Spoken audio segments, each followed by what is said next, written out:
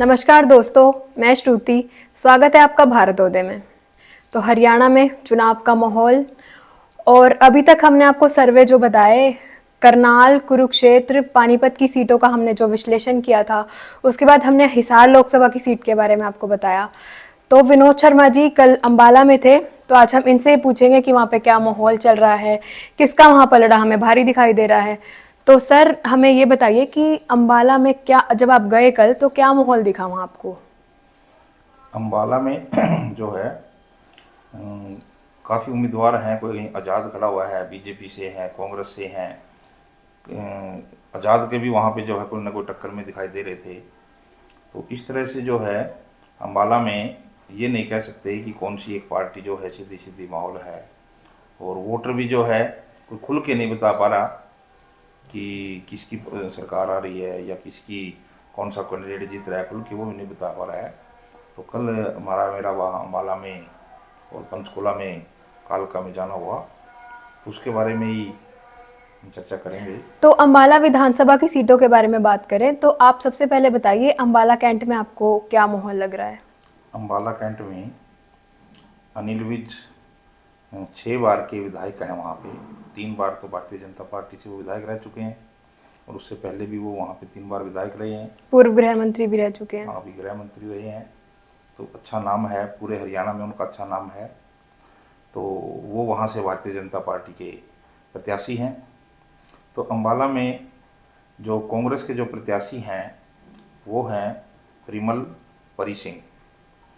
तो वहाँ पे जो है अम्बाला कैंट में एक तीसरे जो प्रत्याशी हैं, आजाद उम्मीदवार। आज़ाद उम्मीदवार हैं, वो है चित्रा सरवारा, जो कांग्रेस की ही टिकट वो भी मांग रहे थे। कांग्रेस की ही वो पद था उनके पास, शायद वो हरियाणा के अध्यक्ष उपाध्यक्ष का पद था उनके पास। तो उनको कांग्रेस ने टिकट नहीं दी।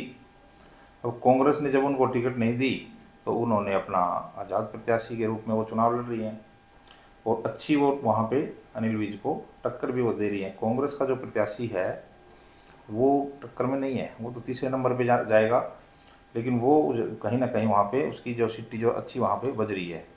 क्योंकि उसमें जैसे घूम के अगर देख पता लगेगा तो कि अनिल विज की और चित्रा सरहारा की सीधी सीधी वहाँ पे टक्कर है। पिछली बार भी ऐसे ही हुआ था। पिछली बार भी जो ये चित्रा सरहारा थी, इसने चुनाव लड़ा था आज़ाद के रूप में ही, और दूसरे नंबर पे रही थी। अनिल विज तो फिर अगर ये आजाद में इतने अच्छे वोट ले जाते हैं, 2-3 हजार का ही फर्क रहता है, तो फिर कांग्रेस ने इनको टिकट क्यों नहीं दी? फिर तो कांग्रेस को देनी चाहिए थी इस बार टिकट।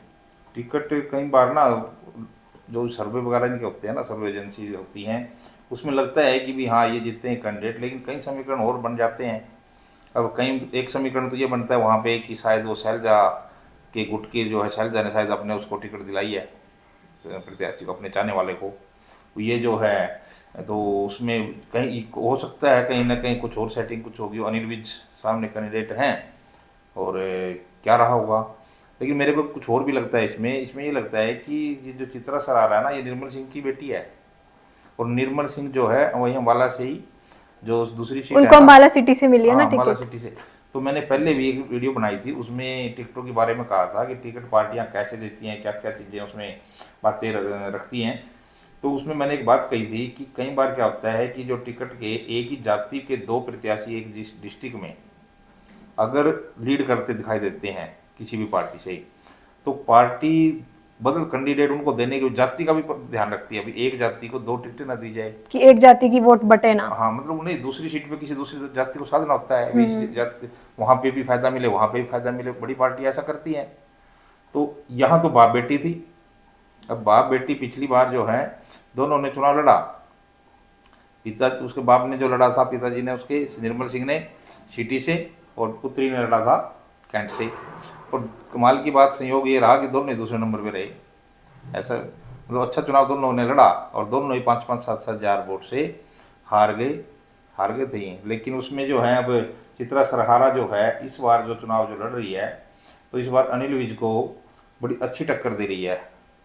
अगर कांग्रेस का प्रत्याशी बहुत ही पीछे रह जाता है, मतलब लास्ट में जाके चुनाव जो है सिर्फ चित्रा सरहारा और अनिल विज के ही बीच में टक्कर आ जाए, और लोग जो है सोचे कि वोट खराब नहीं करनी कांग्रेस के प्रत्याशी पे, तो ये मुकाबला जो है ना देखने वाला हो जाएगा। तो ये जो टक्कर है तो ये बड़ी दिलचस्प होने वाली है वहाँ पे, तो ऐसा मुझे दिखाई तो देता है। अनिल विज जी ने भी तो अभी कहा था कि मैं मुख्यमंत्री पद का दावेदार हूँ, ऐसा भी उन्होंने कहा था। अनिल विज ने तो ना मुख्यमंत्री पद का क्या दावेदारी थी उसकी, पीछे जो है वो जो अभी जो दोबारा सरकार बनी उसमें तो वो मंत्री नहीं बनाए। तो मुख्यमंत्री की जो दावेदारी वो कर रहे हैं, मुख्यमंत्री की दावेदारी तो वो शायद इसीलिए ना कर रहे हो कहीं ना कहीं कि वो चुनाव हारते हुए ना दिखाई दे रहा, अपने आप मन उनका कहता है कि चुनाव में हार तो नहीं रहा। तो मैंने अभी कहा है कि वहाँ कहीं ना कहीं जो है अगर कांग्रेस का प्रत्याशी बहुत पीछे रहता है, लास्ट में जाके जो वोटर जो है सीधी सीधी टक्कर अगर मान लेता है अनिल विज की और चित्रा सरहारा की, और कांग्रेस का वोटर भी जो है कन्वर्ट कहाँ जा रहा है, चित्रा सरहारा की तरफ जा रहा है जो कांग्रेस का वोटर है, तो अनिल विज के लिए वहाँ पे मुश्किल होने वाली है ये सीट। और मुख्यमंत्री की तो बात बहुत दूर की है फिर। तो अंबाला सिटी की अगर हम बात करें तो वहाँ बताइए किसमें ज़्यादा टक्कर दिखाई दे रही है आपको? टक्कर सिटी में जो है पिछले हमारे उसके क्या नाम बीजेपी के मंत्री भी रहे हैं अभी वो असीम गोयल जी, वहाँ से विधायक हैं, पिछली बार बने थे वो, लेकिन उसने जो अपने निर्मल सिंह है जो उनके सामने कांग्रेस के प्रत्याशी है, वही दूसरे नंबर पे वहाँ रहे थे, थोड़ा ही अंतर था, ज़्यादा अंतर नहीं था, तो वो चुनाव हार गए थे। लेकिन अभी जो चुनाव हुए हैं ना लोकसभा के चुनाव में जो अरुण मुलाला जी जो थे वहाँ पे एमपी बने हैं वहाँ से, उन्होंने अम्बाला सिटी की सीट जो है विधानसभा जीती है। पिछली लीड भी तोड़ी 5-7 हज़ार से लीड में है वो। तो अगर उस दृष्टि से देखा जाए और वहाँ के माहौल के अनुसार भी देखा जाए, निर्मल सिंह जी का जो चुनाव चल रहा है, तो कहीं ना कहीं असीम गोयल पिछड़ते हुए दिखाई दे रहे हैं। ज़्यादातर लोग यही कहते हैं कि असीम गोयल का चुनाव जो फंसा हुआ है वो जितना बड़ा मुश्किल है, और निर्मल सिंह जी जो है चुनाव जीत सकते हैं। तो इसलिए जो अम्बाला सिटी है, अम्बाला सिटी में मैं निर्मल सिंह को जो है एज देना चाहूँगा। निर्मल सिंह और एक अम्बाला शहर, पूरे अम्बाला शहर में चाहे सिटी आ लिया चाहे अम्बाला कैंट आ गया, दोनों बापू बेटी छाई हुई हैं। तो एक का तो एमएलए बनना मुझे तय लग ही रहा है, पर कोई सा एक का तो बनेगा ही बनेगा। पिछली बार दोनों ही हार गए थे और हो सकता है इस बार दोनों ही विधायक बने, ये भी हो सकता है। तो अम्बाला तो पूरे का पूरा जो है इन्होंने दोनों ने कवर किया हुआ है पूरी रूप से। तो अब बात करते हैं नारायणगढ़ की सीटों के बारे में। तो सर आप बताइए, नारायणगढ़ में क्या सिर्फ बीजेपी और कांग्रेस में ही मुकाबला लग रहा है या और कोई भी लगता है? नारायणगढ़ में कांग्रेस से जो है पूर्व विधायक हैं वहाँ पे शैली चौधरी, और बीजेपी से जो हैं पवन सैनी जो है, बीजेपी ने जो टिकट दी है पवन सैनी को, तो पवन सैनी का अपना जो क्षेत्र है ना वो नारायणगढ़ नहीं है। तो वो पहले विधायक रहे हैं लाडवा से पवन सैनी 2014 में, और उसके बाद जो है अभी जो मुख्यमंत्री जो करनाल से लड़े थे चुनाव, तो उनको लाडवा से टिकट मिली है, लाडवा से उतारा गया है।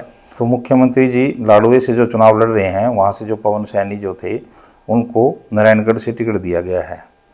तो इस प्रकार से जो वहाँ पे जो चुनाव का माहौल देखते हैं, तो पवन सैनी का चुनाव इतना नहीं उठ रहा है जितना जो है शैली जो पूर्व विधायक भी रही हैं कांग्रेस की, और तो ऐसा लगता है कि जैसे शैली ही जो है वहाँ पे चुनाव जीत जाएंगी। और अभी जो चुनाव जो लोकसभा का भी हुआ था 4 महीने पहले ही, तो वहाँ पे जो है वहाँ भी कांग्रेस ने वहाँ से लीड की हुई है।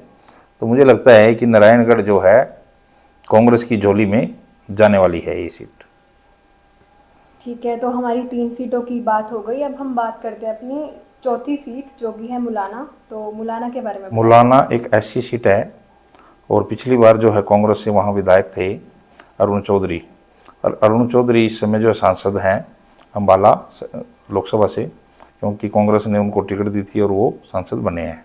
तो उनकी जगह अभी इस बार जो कांग्रेस ने जो टिकट दी है वो पूजा चौधरी हैं, और भारतीय जनता पार्टी से है संतोष सरावान। तो इन दोनों के बीच में जो मुकाबला है, तो उसमें सीधा सीधा मुझे दिखाई दिया वहाँ पे कि पूजा चौधरी जो है कांग्रेस के जो प्रत्याशी हैं वो चुनाव जीत रहे हैं। और मुलाना से जो पिछला जो चुनाव हुआ 4 महीने पहले, उसमें भी मुलाना सीट से जो है कांग्रेस पार्टी ही जीतती थी। तो इसमें आप कांग्रेस को एज दोगे? मैं कांग्रेस को उसमें एज देना चाहूँगा। तो अब अम्बाला में ही पंचकुला भी आता है। अम्बाला लोकसभा, पंचकुला डिस्ट्रिक्ट है अम्बाला से, लोकसभा में आता है। तो पंचकुला के बारे में आप बताइए, अब पंचकुला में कैसा लगता है? पंचकुला में कांग्रेस के जो प्रत्याशी हैं वो हैं चंद्रमोहन बिश्नोई, भजनलाल के पुत्र हैं, पूर्व मुख्यमंत्री रहे हैं भजनलाल। तो किसी समय में जो है भजनलाल परिवार का बड़ा कद था हरियाणा के अंदर। तो उस समय जो है चंद्रमोहन जी पहले वहाँ पे विधायक रहे हैं पंचकुला से, कालका सीट होती थी उस टाइम।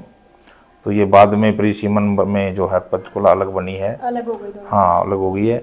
और पंचकुला के बारे में अगर कहा जाए कि जिस समय ये विधायक थे या भजनलाल जी जो मुख्यमंत्री थे, पहला जो चुनाव लड़ा था चंद्रमोहन ने, जब लॉन्च किया था ना अपने पुत्र को भजनलाल मुख्यमंत्री होते हुए, तो वो वहीं से किया था कालका से। और मैं तो ये कहूँगा कि जो ये पंचकुला में जो डेवलपमेंट है, पंचकुला शहर को जब बसाया गया था चंडीगढ़ के नज़दीक, तो इसमें चंद्रमोहन का जो है काफ़ी अहम रोल है, काफ़ी उसमें विकास चंद्रमोहन ने करवाया उस समय। और लेकिन जो है बीच में फिर चंद्रमोहन के उसमें एक कोई विषय हुआ, तो वो एक नेगेटिव जो है उसमें कुछ एक वो चांद मोहम्मद बने, मुस्लिम बने, वो ऐसा एक विषय आया। तो उसमें वो उनकी जो काफ़ी साख गिरी।